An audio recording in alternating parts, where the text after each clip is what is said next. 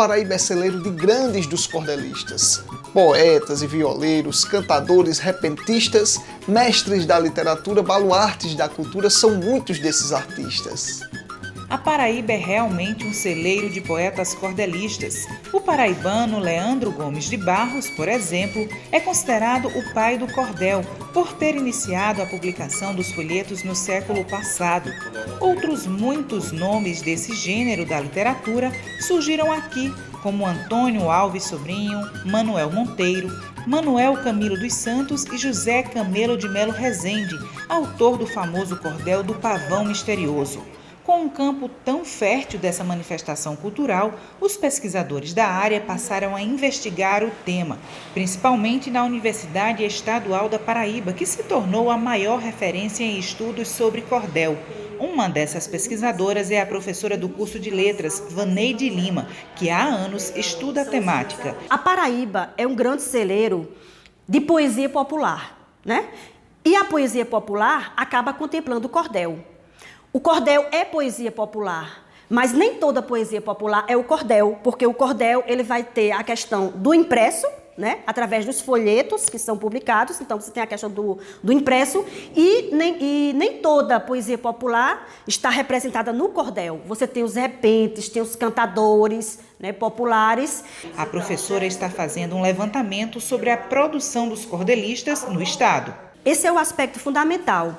É que existem alguns produtores de cordel que não são conhecidos nem pela crítica, né, nem pelos críticos literários, nem pela própria universidade. Por quê?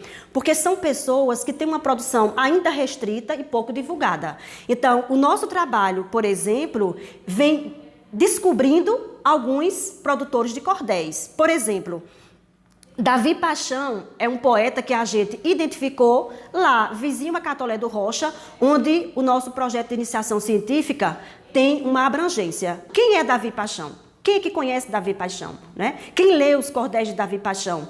Sou da terra do sol quente, onde nasceu Gonzagão, e também Lampião, que foi o cabra mais valente. Defendo toda essa gente com razão de defender.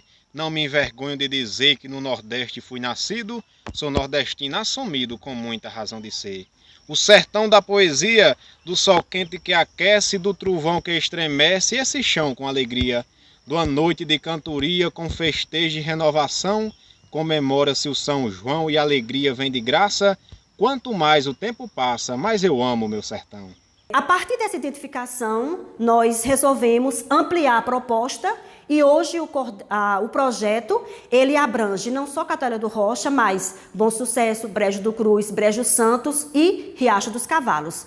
E nessa etapa nós já temos 3 cordelistas que são totalmente desconhecidos do público paraibano, né? Então, são cordelistas que precisam ter sua obra divulgada e tornada pública. A professora destacou a riqueza cultural dos folhetos que falam sobre os nossos costumes, história e geografia do Nordeste. O cordel, ele traz a representação não só da história, da cultura, né, de personagens históricos do nosso país, mas traz também os nossos anseios, as nossas dores, o nosso cotidiano, que pode e sempre estar representado no cordel. Por isso que as nossas artes populares são matrizes que falam sobre costumes, que nos dizem sobre as crises, que descrevem o Nordeste e a cultura que nos veste nossas vidas e raízes. O cordel é a nossa literatura por excelência, né? É aquilo que é mais substantivo do que a gente pode expressar enquanto arte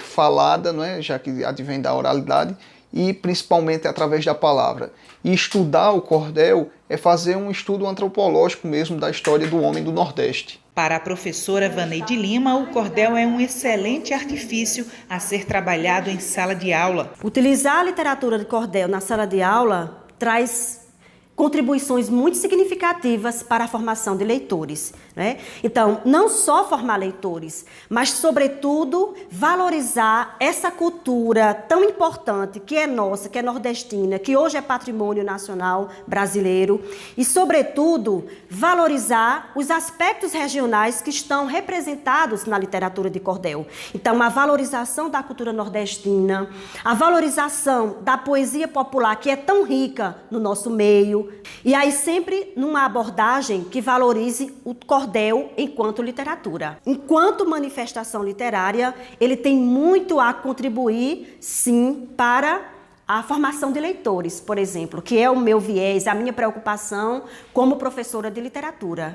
E a gente percebe que os nossos alunos se identificam com essa literatura, porque eles se veem representados nessa cultura, porque ela está arraigada na nossa experiência através de toda uma tradição oral. A UEPB tem a maior coleção de folhetos de cordel do mundo.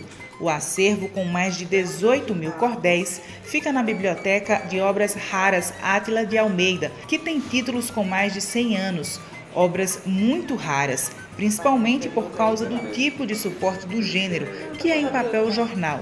A biblioteca é uma fonte de pesquisa para vários estudiosos e também contribui para o fato da UEPB ser uma das instituições com o maior número de pesquisas na área. Somente no Google acadêmico, quase 200 trabalhos fazem referência à Biblioteca Átila de Almeida. A gente tem muitos aspectos positivos em relação a esse panorama atual da literatura de cordel. Há novos poetas populares, né? Há novos produtores de literatura de cordel, sim. Então, eu acho que esse panorama vem, sim, se mantendo e se renovando. O cordel é a poesia que temos conhecimento. Com ela cantamos glórias, lastimamos sofrimentos, construímos a história, refiguramos memórias, eternizamos momentos.